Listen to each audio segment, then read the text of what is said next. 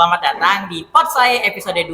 Sebelumnya perkenalin nih, aku Mikael dari Agribisnis Angkatan 23. Dan aku di sini sebagai internship dari Humas dan advokasi Himasai. Dan aku di sini tuh nggak sendirian. Saya dulu bisa lihat di sini tuh ada mbak-mbak yang sangat cantik-cantik nih. Sebelumnya kita harus kenalan dulu nih. Aku mau kenalan dari mbak yang paling kiri. Aku tuh mau mbaknya tuh nyebutin nama, angkatan sama jurusan. Boleh mbak, nanti bergantian gitu.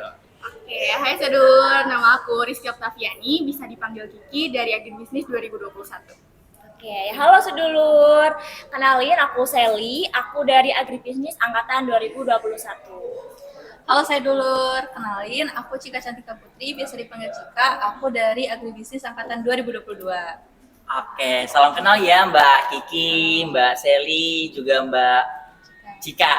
Bener. Aku mau nanya nih Mbak, kabarnya apa nih? Akhir-akhir ini lagi sibuk apa? Oke, mungkin aku ya. Iya, boleh Mbak. Baik-baik aja sih ya untuk saat ini ya udah mulai seperti biasa perkuliahan, terus ada yang magang juga ya. Produktif ya Mbak. Kalau Mbak ini Mbak Kalau Kiki, aku semester ini kebetulan aku ambil MSIB sih. MSIB. Iya. Kalau Mbak Cika, Kalau aku semester ini ikut perkuliahan reguler biasa. berarti lagi pada sibuk, memang punya kesibukan ya Mbak. Tetap produktif di hari-hari biasa. Oke, kan di sini tuh kita mau membahas tentang program yang ada di MBKM ya Mbak, Merdeka Belajar Kampus Merdeka. Nah, aku kan tahu nih Mbak ini kan alumni program MBKM nih. Tapi aku belum tahu nih Mbak ikut program yang apa Mbak. Boleh kali Mbak dikenalin programnya gitu Mbak. Kalau Mbak Kiki nih Mbak ikut program apa? Oke, kalau aku ikut program Kampus Mengajar. Itu sebenarnya kayaknya udah pada tahu semua nggak sih kalau Kampus Mengajar tuh ngapain gitu. Ya nggak apa-apa Mbak, jelasin aja biar saya dulu lebih paham gitu. Oke, kalau Kampus Mengajar tuh kita ada program kerja buat ke SD, SMP, sama SMK. Jadi kita bermitra sama guru buat ngajarin anak SD, SMP, sama SMK itu. Kalau Mbak Kiki sendiri tuh ngambil apa Mbak? SD, SMP, atau SMA? Nah, kalau aku batch 6 itu kebetulan bisa milih, dan itu aku ambil di SD. Nah, update aja ya buat batch 7 ini, itu udah nggak bisa milih. Jadi dari MBKM-nya udah di voting nih, kamu dapat SMP, kamu dapat SMK, kayak gitu. SD kelas berapa dan di mana Mbak? Lokasinya Mbak? Oke, kalau kelasnya itu aku semua kelas ya. Oh, Jadi semua kayak kelas.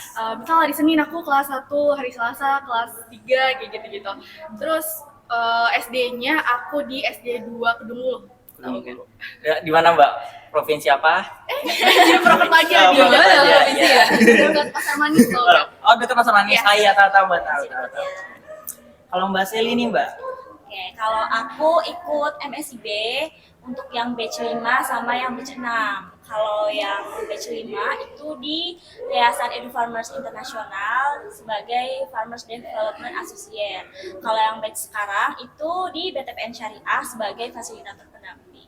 boleh. Aku lihat nih Mbak ada pakai kokak nih Mbak. Boleh kali ditunjukin ke saya dulu kokaknya Mbak.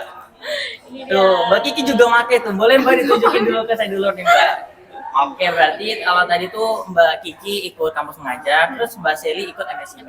Kalau Mbak Cika nih ikut apa Mbak? Kalau aku ikut program PMM, yaitu Pertukaran Mahasiswa Merdeka. Jadi program PMM ini tuh program pemerintah juga, MBKM, di mana mahasiswa selama 1 semester itu bisa merasakan berkuliah di univ lain gitu, di luar sana.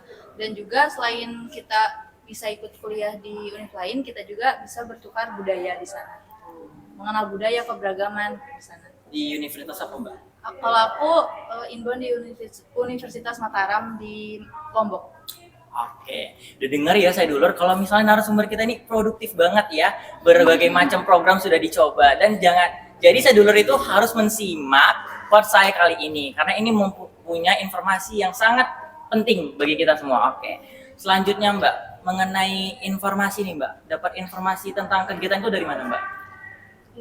Dari Ya, siapa dulu? boleh Mbak, Aku boleh ya. bebas deh. Oke, kalau aku tahu pertama kali itu dari kakak tingkat ya yang jelas, karena ada beberapa kakak tingkat yang ikut kampus mengajar sebelumnya, dan aku tahu detailnya itu dari laman MBKM itu sendiri sih. Kalau Mbak Cika?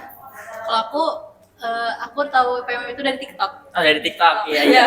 Yang TikTok tuh update banget ya. Iya, waktu itu kayak lagi scroll gitu, terus tiba-tiba ada yang katanya mau kuliah dapat uang saku terus jalan-jalan, terus aku kayak Wah, aku langsung baca-baca info, terus tiba-tiba aku kepikiran buat ikut itu karena mungkin apa ya, pas ngeliat video-videonya itu kayak wah tertarik nih gitu loh. Jadi aku lebih cari informasi di laman PMM sendiri gitu. Oke, Mbak. Kalau Mbak Seli, Mbak?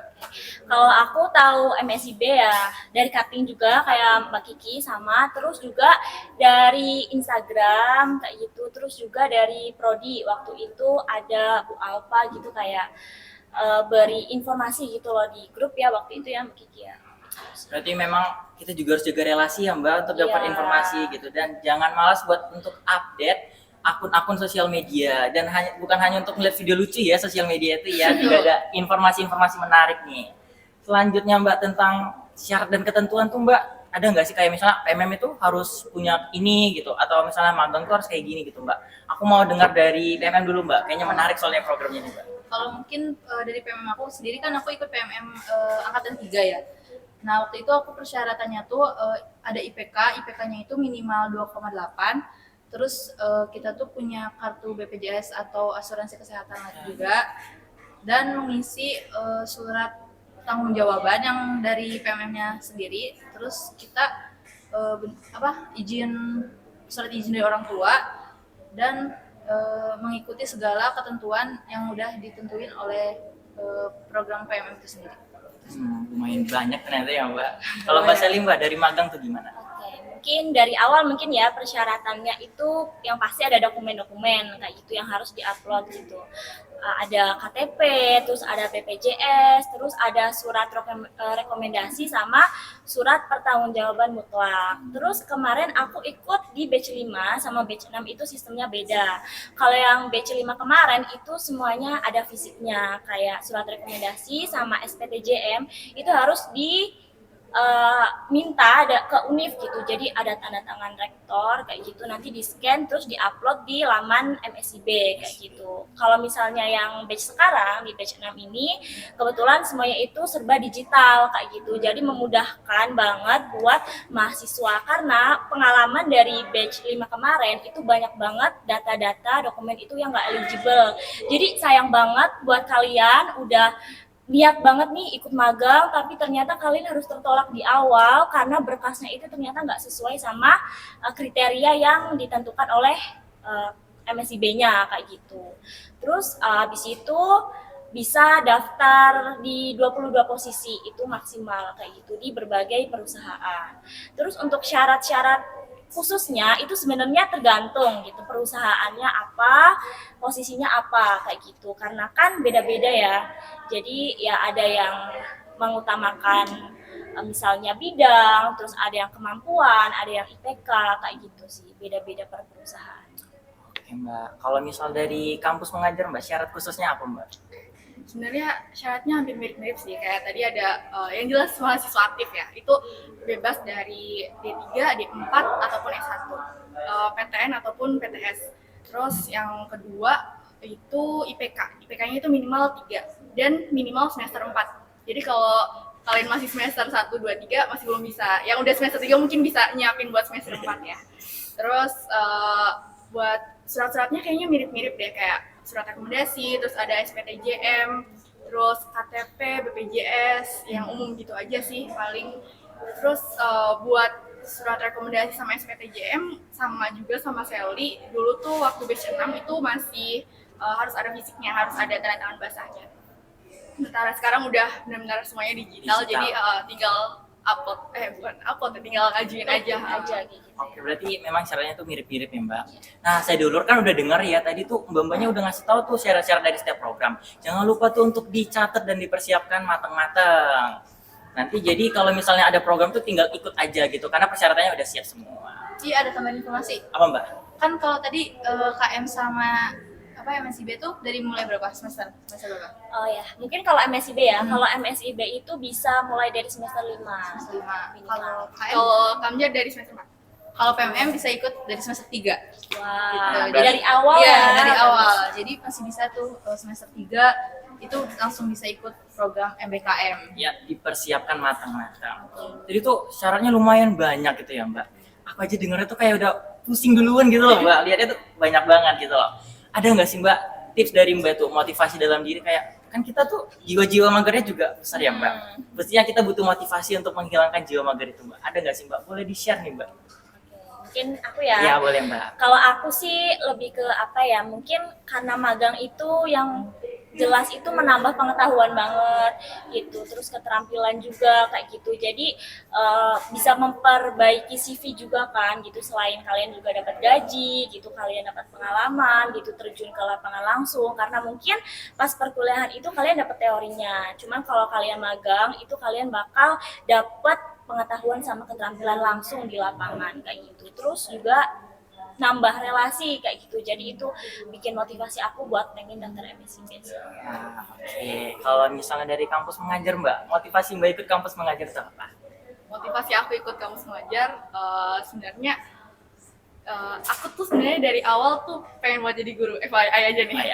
Terus ketika ada program dari pemerintah yang fasilitasi kita buat terjun langsung ke sekolah sebagai guru, dan itu dikonversi 20 SKS gitu ya, kan jadi kayak kapan lagi gitu loh kita dapat kesempatan yang ya ibaratnya mewadai kita lah gitu.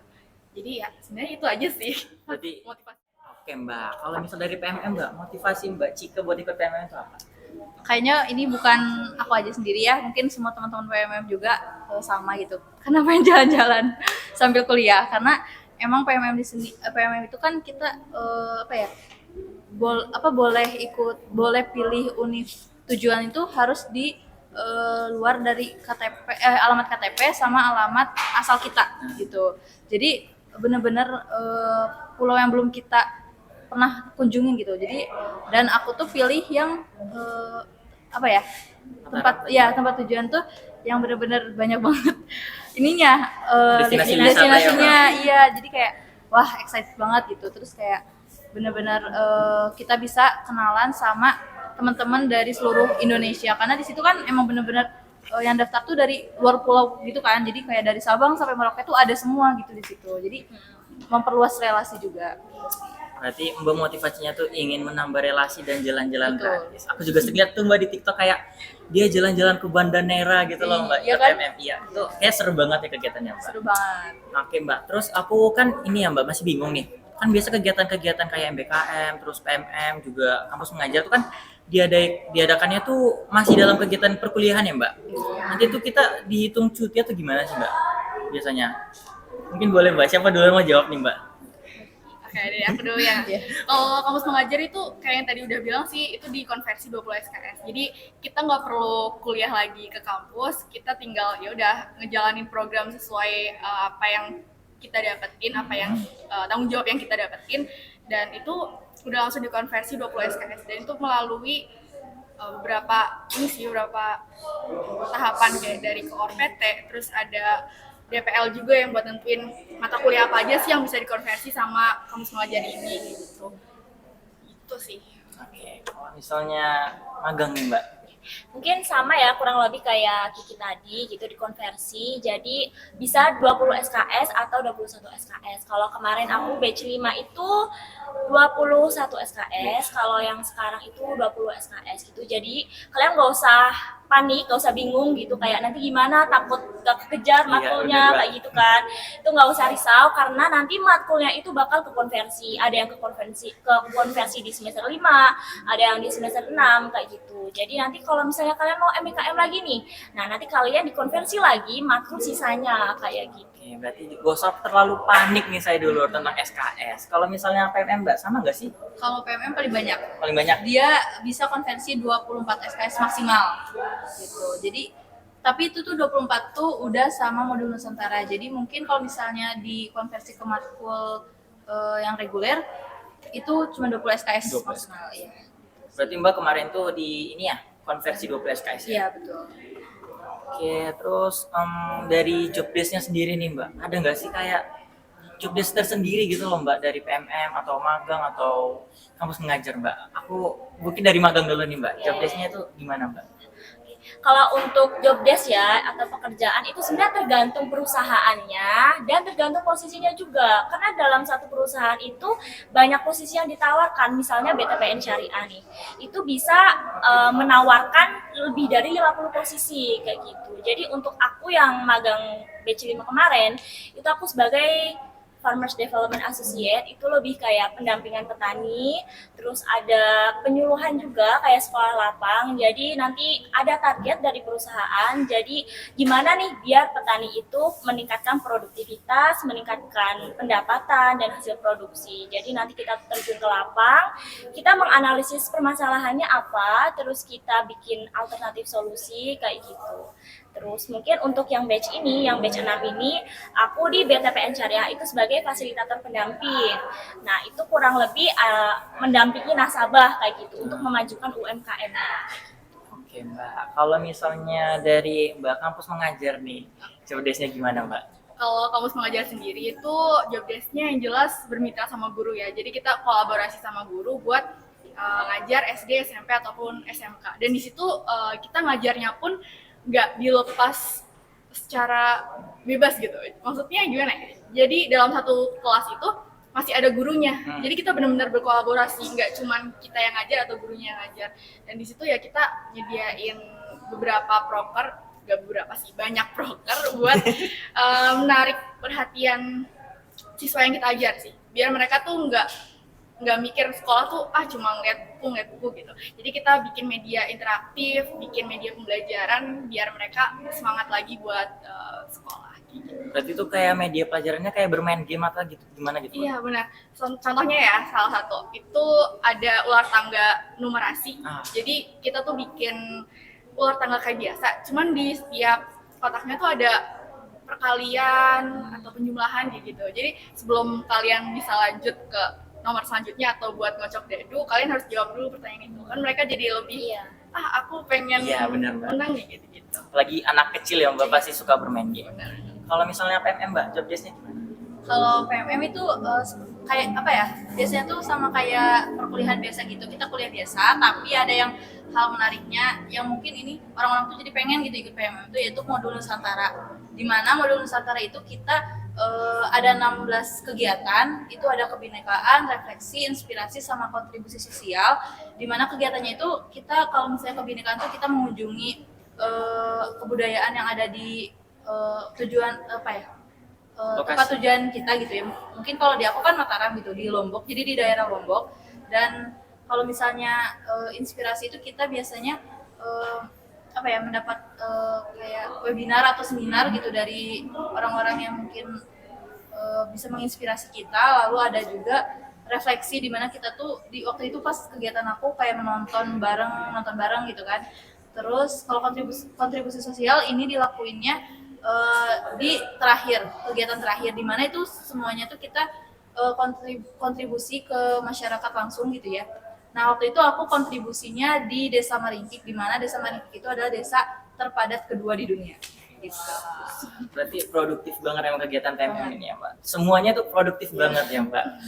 Oke Mbak, aku mau denger nih Mbak cerita-cerita tentang kegiatan-kegiatan ini Mbak. Mbak suka maupun duka gitu Mbak. Ada nggak sih cerita-ceritanya Mbak? Boleh nih Mbak di-share ke saya dulu yang lagi nonton tuh Mbak. Boleh nih Mbak, dari siapa dulu yang mau sharing tipis-tipis Mbak? Siapa Mbak? Ya boleh Mbak, boleh. Oke, kalau mungkin dari aku suka dukanya, mungkin kebanyakan sukanya.